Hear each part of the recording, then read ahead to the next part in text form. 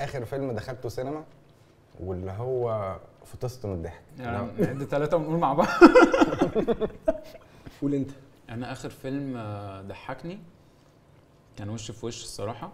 ضحكت في السينما بجد ضحكت يعني. في حاجات كتير ضحكتني، وفاصل من اللحظات اللذيذه ضحكت فيه برضو، بس طه طالع فيه لا فاحنا الاثنين. انا مش عايز اقول كده، واستاذ شريف اللي كاتبه، فما ينفعش برضو نبقى بنطبل لبعض. ايوه بالظبط. فلا ده اختاروا حاجه بره اعمالكم كده. انا وش في وش عجبني جدا، رغم ان هو الفيلم ما اعتقدش ان هو كان ايمنج ان هو يروح في كوميدي صريح اللي هو كل لحظه بيحاول يضحكك.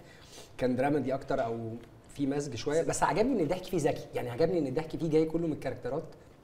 واللي خلاني احس ان الفيلم ده حلو ان انا بعد ما روحت الكاركترز دي فضلت معايا، يعني فضلت افكر فيهم، وفيهم كذا واحده ذكيه قوي، بالذات الكاركتر اللي عملها احمد خالد صالح، الواد اللي نفسه يبقى فتوه ونفسه يبقى بلطجي بشكل ما، بس هو في نفس الوقت فرفور، ففي ميكس موظف كده. ايوه انا سمعت الجمله بتاعت على تعليق على احمد خالد صالح، يعني ان في ناس كتير بتقول لي انا حبيته من الفيلم ده، يعني الجمله دي سمعتها من كذا حد، وهو عملها حلو قوي بصراحه الكاركتر دي. وبالنسبه لي برضو كاركتر خالد كمال طبعا يعني هو دايما في اي شله واحد متصنف ان ده البلطجي بتاع الشله، مع ان هو ما عملش اي شيء يثبت، هو بس متراكور فيزيكالي ان انت من ايام المدرسه شايل الليله.